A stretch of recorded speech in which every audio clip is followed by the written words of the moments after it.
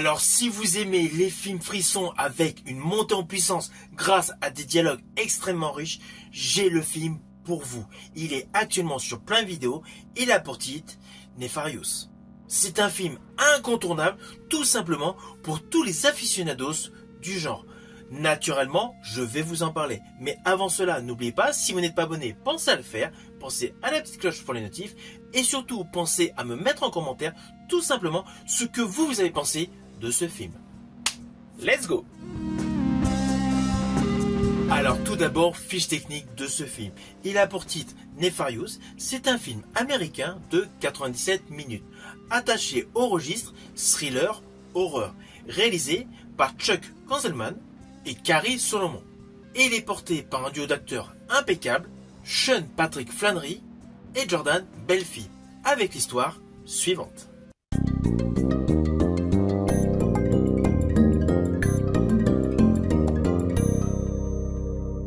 Au début de ce film, nous découvrons un psychiatre qui doit tout simplement déterminer si un condamné à mort est fou ou possédé. Alors, ne vous inquiétez pas, je n'irai pas plus loin sur les lignes scénaristiques de ce film, car je ne veux aucunement vous spoiler. Et voilà, c'est le concept de base, donc naturellement, ne vous attendez pas à un action movie. C'est essentiellement un film porté sur des dialogues. Tout le film repose principalement sur un duel entre un psychologue et un criminel. Criminel qui n'a de cesse d'annoncer qu'il est en fait possédé par un démon. À cela s'ajoute naturellement un cadre confiné.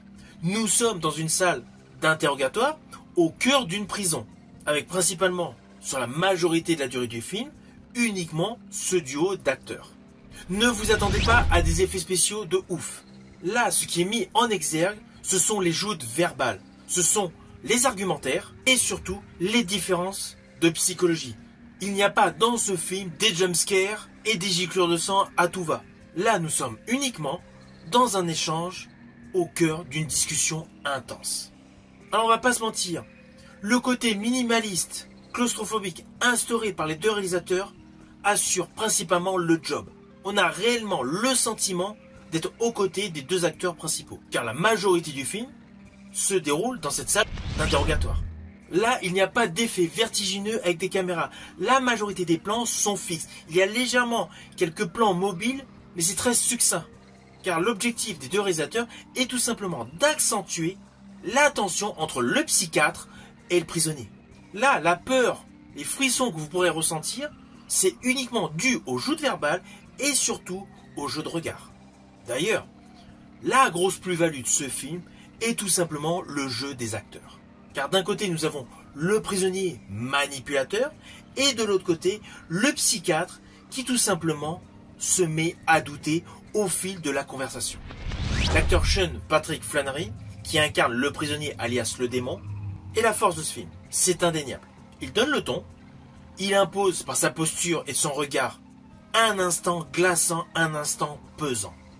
D'un certain côté, sa performance fait penser à jadis celle d'Anthony Hopkins face à Jodie Foster dans Le Silence des Agneaux. Face à lui, Jordan Belfi, le psychiatre, paraît dans un premier temps en demi-ton. Il est totalement sceptique à cette histoire de démon, mais s'en retrouve bouleversé au fil des échanges, car le détenu connaît énormément de détails sur sa vie. Vie qui n'est aucunement publiée dans les tabloïds.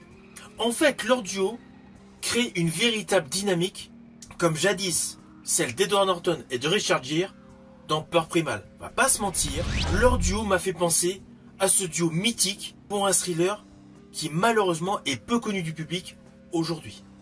Alors oui, le film Peur Primal avait un thème différent, mais le concept du duo d'acteurs au cœur d'une prison s'en retrouve similaire. D'ailleurs, comme pour l'ancien film avec Richard Gere, ce film est blindé de bavardage. Je pense que cela risque de lasser les spectateurs les plus jeunes d'entre vous. Car c'est évident, ce film est essentiellement conçu pour un public mature qui peut passer des heures à regarder des mecs qui discutent entre eux. En plus, l'éclairage, toute la luminosité, toute la colorimétrie de ce film a une palette graphique extrêmement froide, extrêmement glaciale, qui accentue l'effet pesant de cet échange assez lourd. D'ailleurs, un autre détail qui est stupéfiant dans ce film, c'est la musique de fond. Il y en a, mais elle est quasi en sourdine. De ce fait, on a réellement l'impression que les deux individus principaux de ce film discutent devant nous. Il n'y a pas de musique tonitruante pour faire office de décor. Là, c'est vraiment en second plan, de manière très peu audible, voire limite en sourdine. De ce fait, les échanges prennent davantage de consistance. On est vraiment totalement scotché par les lignes de dialogue. J'estime que ce traitement d'image, ce traitement scénaristique accentue la tension psychologique. On est davantage axé sur de la peur subjective, associée naturellement à des thématiques importantes. Oui, je dis thématiques importantes, car beaucoup de choses dites dans ce film jouent la provoque. Car nous avons certes les thèmes métaphysiques de la possession, du mal dans sa globalité, mais implicitement, le film ose poser des questions gênantes vis-à-vis de la religion, de la moralité et de tout ce qui est spirituel. Ce qui est loin d'être le cas dans pléthore de films horrifiques grand public. C'est pour cela que ce film a un atout de conception totalement innovant par rapport au registre de l'épouvante. Mais implicitement, va faire décrocher pas mal de spectateurs.